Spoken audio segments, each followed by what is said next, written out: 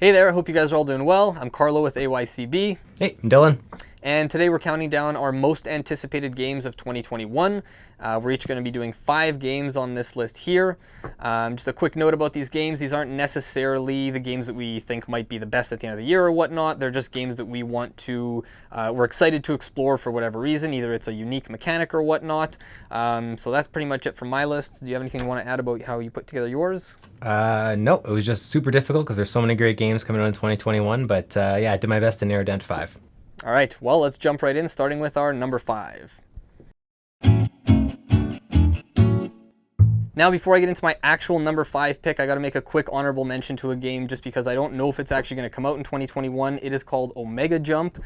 It is a deck-building race-style game based on video game platformers like the classic Mario games. That's all I'll say about it. There's not much info online, but go check out Omega Jump.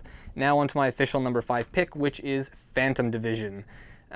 This is a game that is, if you've heard of SEAL Team Flicks, which is like a cooperative dexterity game, they for a while had an expansion in the works for SEAL Team Flicks with some new maps and stuff, and they basically after a while decided to turn what they had from that expansion into its own new game. So Phantom Division is basically going to be very similar to SEAL Team Flicks, but in a futuristic sci-fi setting. Instead of actual campaign scenarios, your campaign is going to be building your character. They're just making all these little changes that look kind of like maybe an advancement of SEAL Team Flicks, which we've obviously only played very briefly, but I'm interested to see what they do with Phantom Division, so that's my number 5. Nice. My number 5 is Mercado de Lisboa. So this is a game that's pretty excited about, not just because it has Portuguese theme on it, but it's coming out later this year in the summer, hopefully, delivered from the Kickstarter they ran. It takes elements from Lisboa, which is a game on your shelf of shame that we definitely have to definitely have to get to. Takes elements from that and puts it into a much more quick and succinct flowing game. I think it says something like 30 to 45 minutes or 45 minutes to an hour or something.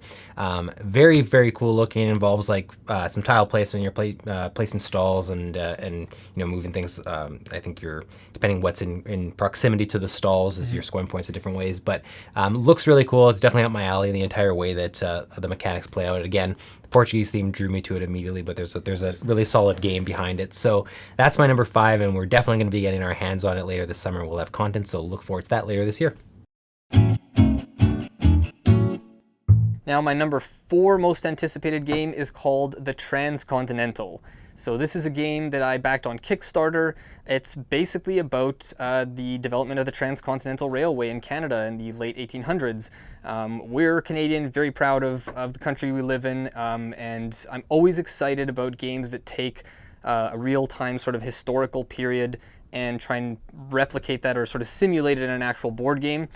So basic idea in the Transcontinental is players are moving, developing the railway going from east to west along the country and back, and you can kind of see what action space is. It's kind of like a pick up and deliver worker placement game where you can see where the train's going to get to, and you're setting down markers in advance.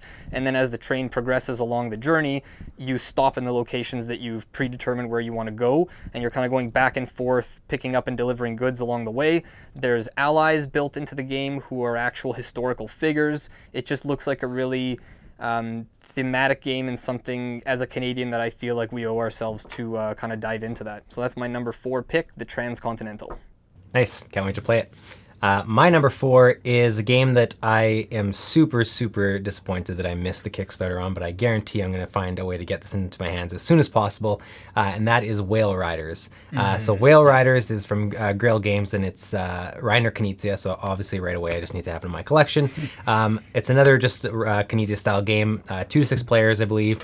Plays pretty quick. You're essentially racing down the ice coast, and you're only taking 2 actions a turn, I believe, and you're choosing between a bunch of different actions like buying and selling and sailing and drawing cards and everything. So you're constantly not able to do everything, but you have to figure out what you're going to do to maximize your points, but you're competing with your opponents so that they might get ahead of you and be claiming treasures that you might have been trying to claim, but you might have, like, you have to, if you're getting ahead of them to claim those, you're sacrificing something else. So Right. very Knizia-esque in terms of like, not being able to do everything, but having to try to figure out what Right. you are going to do.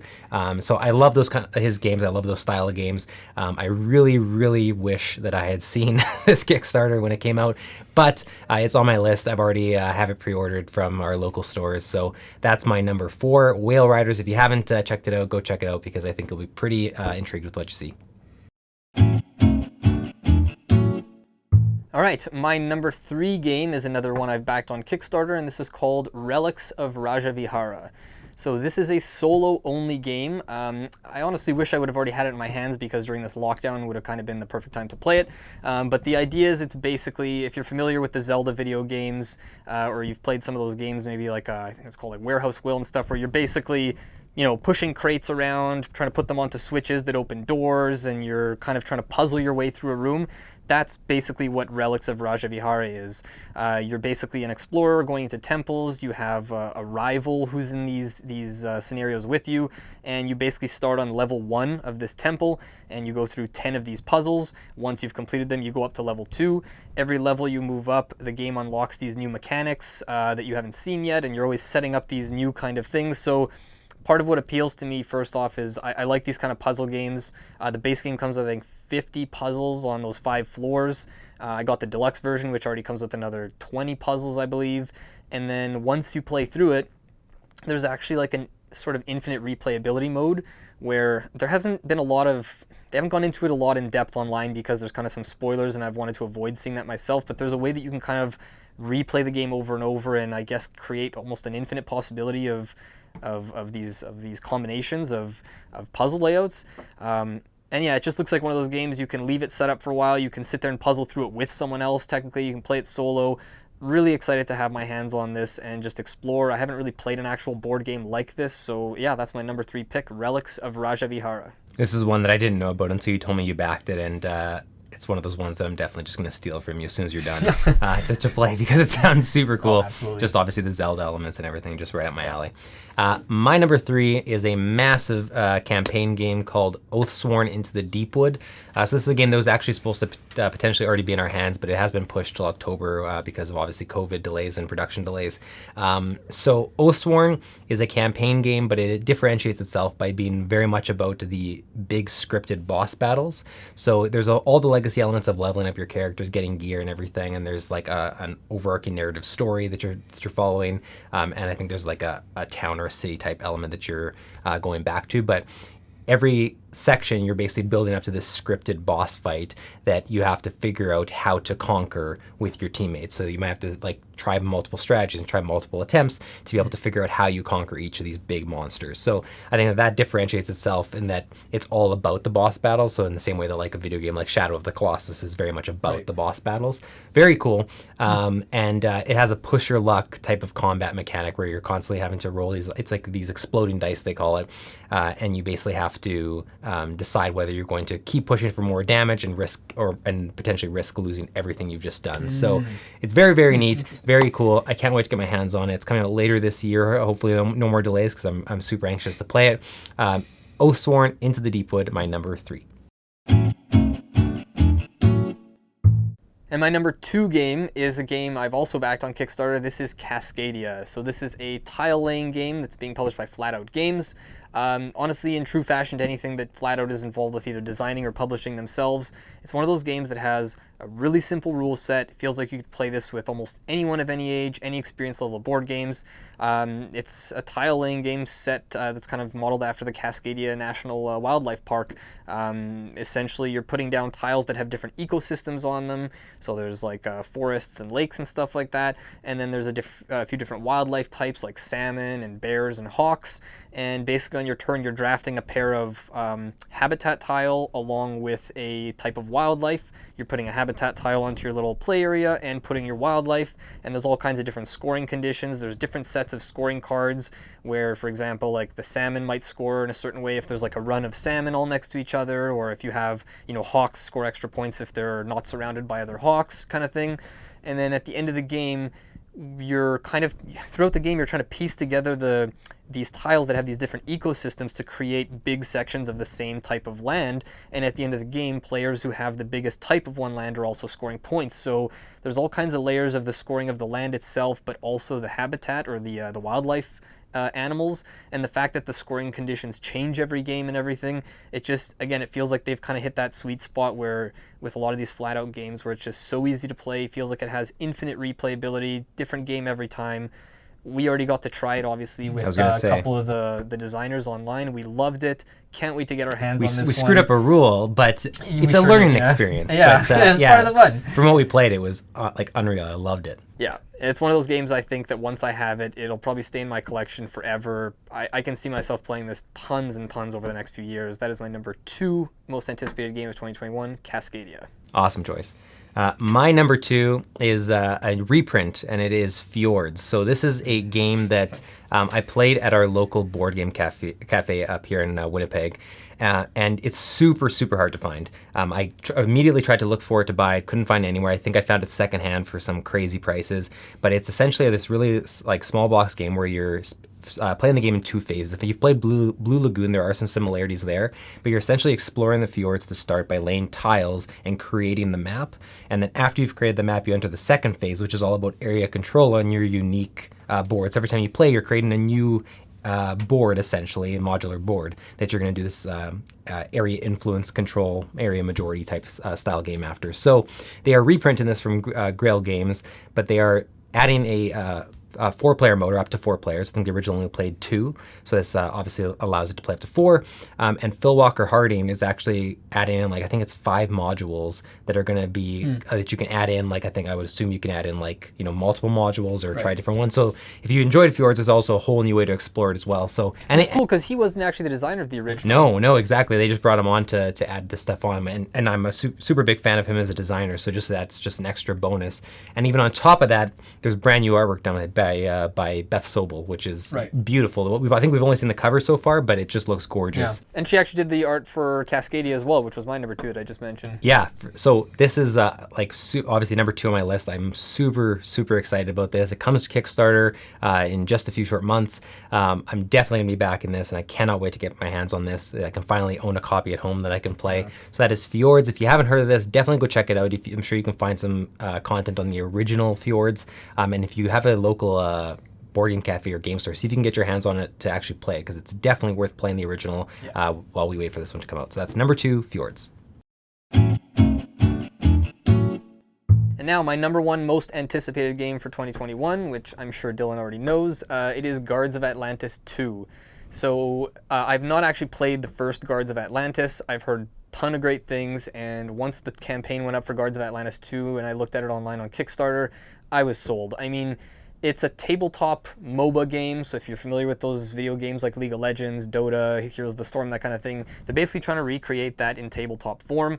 This is a team-based game. Technically, you can play it with 2 players, and you're playing multiple characters each, but it's best it goes up to, I think, 10 players. Basically, you're on a map. Every player controls a hero. It's a card-based game where everyone has a 5-card hand. Every round, everyone's kind of secretly playing a card. You flip them over, and kind of like Gloomhaven style, there's initiative values, and you go in order resolving the cards by initiative value, and you kind of see what happens on the battlefield. And then everyone goes and picks another card, and the game kind of develops that way where each team is trying to either advance and get their minions to push forward and destroy the other team's tower, or just eliminate all the other players. And it just, from everything I've read, it looks like this is going to have the most satisfying team play of any game. First off, it's considered, they put it all over the page, this is a 0 luck game. There's no dice rolling, there's no random card flipping, whatever. It's completely deterministic. If you lose early on or whatever, that's your fault. It's punishing, but it also feels like the type of game that would reward a group from playing over and over.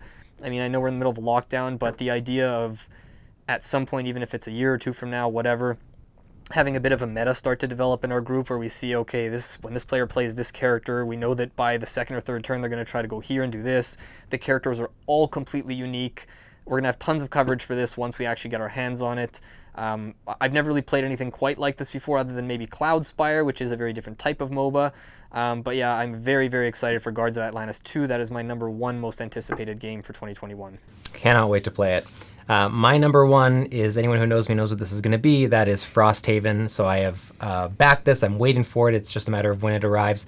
Gloomhaven was a game that we had a group going with 2 other friends of ours, and we basically essentially played Gloomhaven for 2 years straight, whether it be bi-weekly, once a month, whatever the case is. That lasts us forever. Frosthaven is somehow even a bigger game than Gloomhaven. They've already announced it's going to have more scenarios than the original. The original is already a gigantic box. There's already an expansion we've played as well. So this just has way more content, but also just brand new stuff in there. There's now the town of Frosthaven, which you're building up, and you can, have the blacksmith show up and the alchemist show up, and then you can go to those places to be able to create items and potions for yourself to take on your missions. There's more stuff to do in town, which was my one thing I wished from the original Gloomhaven, was that in between scenarios, you could actually do more in the town besides just, buy items. You can actually, you really feel like you're really building that town up, and actually part of the best part of a campaign game is sometimes having the exploration, but also just being able to settle in and decide things with your teammates, like how do you want to build up your character, how do you want to do this, how do we want to craft this. I feel like there's going to be more of that in Frosthaven. There's also a better loot system. There's also a new event system that's dependent on the weather, obviously brand new enemies. There's so much going on. Anyone who's a fan of Gloomhaven or loved Gloomhaven, there's no reason not to be back in this or excited about this, getting in on this. It's going to be basically another 2 years at least of content for us. So I'm basically just getting ready for this pandemic to end, for us to transition into a post-pandemic life, which is basically Frosthaven life, and then me to spend the next 2 years enjoying Frosthaven. So easy choice for my number one. We will hopefully be getting our hands on that sometime later in the summer or early fall, and we'll have a whole ton of content on that. That is my number one, Frosthaven. And just a quick mention about that is we actually got a chance to play through some of the starting classes. We have overviews for each of the 6 starting classes on our website, allyoucanboard.com, if you want to check those out. And from what we've seen, super Awesome. Interesting first classes there. Very, very cool starting class. Not that the original didn't have really cool classes, but they definitely have taken it to the next level with the starting classes. The complexity has definitely been dialed up. Yeah. And those are our most anticipated games of 2021. Now, obviously, this is based on what we know right now. We could find out this an amazing game is coming out in April that all of a sudden boosts its way onto our list. But for now, that's what we're looking forward to. So if you like this video, we would love to hear from you what your most anticipated games of 2021 are. So let us know in the comments. And if there's any on our list that you don't agree with or you think we should have had, let us know as well. We'd love to hear from you, and we can have a start a discussion in the comments as well. Otherwise, thank you so much for watching. Consider subscribing to the videos, liking them, commenting them, telling a friend, anything you can to spread the word. We really, really appreciate it. And otherwise, thank you for watching, and we'll see you in the next one. Have a good one.